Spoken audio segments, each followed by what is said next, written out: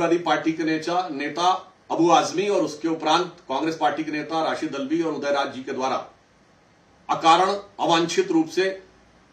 इतिहास के सबसे क्रूर और अत्याचारी शासकों में से एक औरंगजेब का महिमा मंडन संपूर्ण भारतीय समाज के लिए बहुत अपमान की बात है। और यह कांग्रेस पार्टी और इंडी गठबंधन की पुरानी फितरत है। इससे पूर्व भी इनके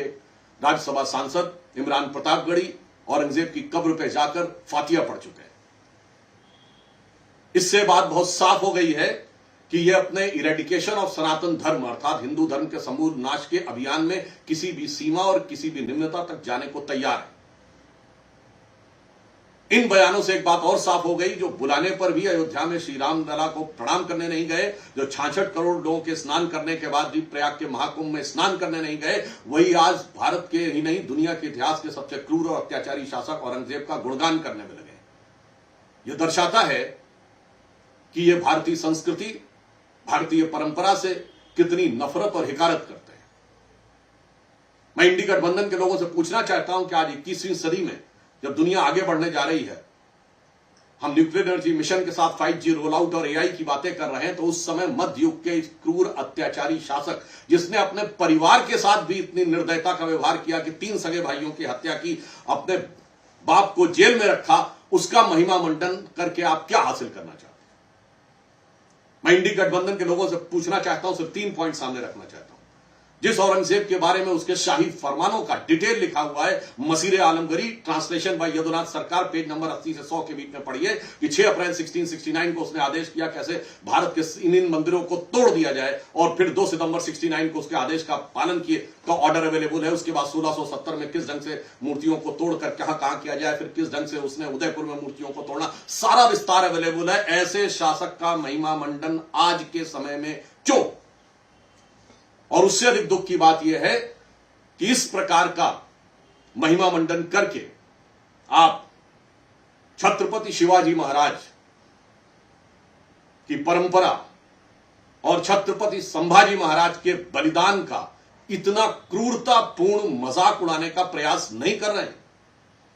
जिनके लिए छत्रपति शिवाजी महाराज के राजकवि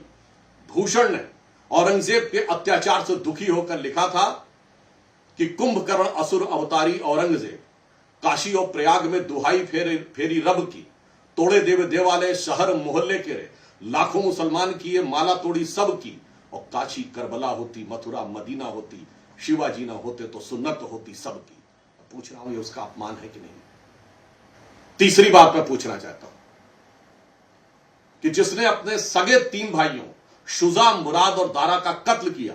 जिसने अपने सगे बड़े भाई दारा शिकोह का सर काटकर थाली में सजाकर जेल में बंद अपने बाप शाहजहां के पास भेजा, जिसने अपने बाप को जेल में बूंद बूंद पानी के लिए तरसाया। मैं तीसरा पॉइंट कोट कर रहा हूं और मैं जवाब चाहता हूं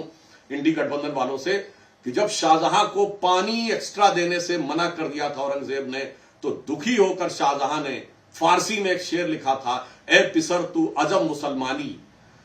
ए पितरे जिंदा आब तरसानी, अर्थात तू अजम मुसलमान है जो जिंदा बाप को पानी के लिए तरसा रहा है। आफरीन बाप हिंदुआन सदबार,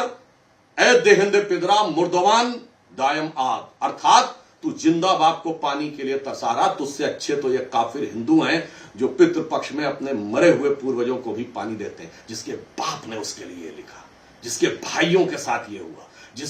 जिसने अपनी प्रजा के साथ ये किया, जिसने देश के साथ ये किया, अगर इसके बाद भी कोई इन लोगों को महिमा मंडन करना चाहता है, जिसने सिख गुरुओं के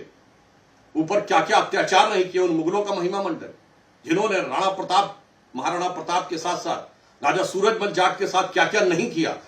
उसका महिमा मंडन यदि 21वीं सदी में कोई करना चाहता है और उसे लगता है कि चंद कट्टरपंथी वोटों की सियासत का बाजार उससे गर्म हो जाएगा, तो मुझे लगता है कि उसके वोट बैंक का या दीवानापन, सनकीपन नहीं बल्कि पागलपन की तरफ जा रहा है। यह मैं बात बड़े दुख और कष्ट के साथ कह रहा हूं कि मुगलों को महान बनाने की गला काट प्रतिस्पर्धा में यह तथाकथित सेकुलर दल एक से बड़ा दूसरे से बड़ा अपने को मुगलों का बड़ा हाकिम बताने के लिए, यानी अपने को दूसरे से बड़ा मुगले आजम बनाने के लिए यह पगले आजम बनने की तरफ जा रहे हैं। प्रभातखबर.com, विश्वास वही, रफ्तार नहीं।